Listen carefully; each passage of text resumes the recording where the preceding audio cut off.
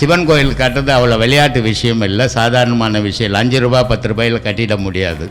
அப்படி கட்டப்பட்டவன் அப்பவே இறந்தாலும் சரி, பின்னாடி இறந்தாலும் சரி, அவன் சொர்க்கலோகம் இதுக்கு போக போகிறான், சிவனுடைய பாதத்துக்கு போக போகிறான்னு அர்த்தம். அதனால் சிவன் சொத்து கொலநாசனம்னு. ஆனால் இதில் 2 விஷயம் இருக்குது. சிவன் சொத்து கொலநாசனம்னு இன்னொரு விஷயம் இருக்குது. இது எப்படின்னா, சிவன் கோயிலில் போய் திருடி தூண்ணா வம்சம் விருத்தி வராமல் போகும். அதுக்கு சிவன் சொத்து கொலநாசனம் வெளியே வச்சுருக்கிறது. உள்ளே வச்சுருக்கிறது சிவன் கோயிலில் கட்டினீன்னா நீ திருப்பி பிறப்பு இல்லை உனக்குன்றதுக்கு சிவன் சொத்து கொலநாசனம்னு. ராமகிருஷ்ண பரமஹம்சர் ரொம்ப அழகான கதை சொல்கிறாரு வெளி விஷயத்துக்கு.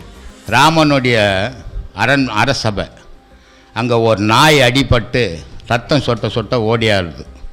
ஓடியாரும்போது ராமனுக்கு தெரியுது இது எதுக்கு ஓடியாருதுன்ட்டு. ஆனால் அரசபையில் இருக்கிறவங்களுக்கெல்லாம் நாய் ஏன் ராமனுடைய அரசபையில் வருது, ராமனுடைய ஆட்சியில் துன்பமே இல்லாததாச்சே அப்படின்னு இருக்கிறவங்க பேசிக்கிறாங்க. அப்போ நாய் உள்ளே வந்துடுச்சு. என்னப்பா ஏன் வந்தீங்க? இது மாதிரி என்ன ரோட்டில் ஒரு பெரியவர் அடிச்சிட்டாரு, அவருக்கு தண்டனை கொடுக்கணும் அப்படின்னு நாய் சொல்லுது. ராமர் சொல்கிறார், உடனே யார் அடித்தது போய் பார்த்துட்டுன்னு வாங்கப்பான்னு. போனால் ஒரு பெரியவர் தடி வச்சு நின்றுக்கிறார். என்னப்பா நாய் அடித்தேன்? ஆமாம் அடித்தேன். ஏன்பா அடித்தேன்? என்ன கடிக்க வந்தது அதனால் அடித்தேன். சரி வா அப்படின்ட்டு இட்டுன்னு வந்துட்டாங்க. இப்போ இவர் வயசானவர், அடிப்பட்டது நாய், எப்படி தண்டனை கொடுக்குறது? அப்போ சொல்கிறாங்க, அடிப்பட்ட நாய்கிட்டேயே தண்டனை கொடுக்க சொல்லிடுறாங்க. இது மாதிரி நீயே பார்த்து ஒரு தண்டனையை கொடுத்துடு, நாங்கள் கொடுக்க முடியாது. இவரை ஒரு கோயில் தர்மகர்த்தாவாக்கிடுங்க அப்படின்னு நாய் சொல்லுது.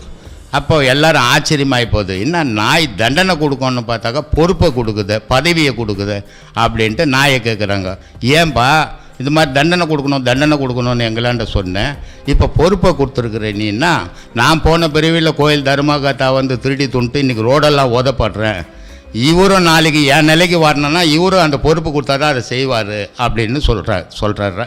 அதை ராமகிருஷ்ணர் எழுதியிருக்கிறாரு.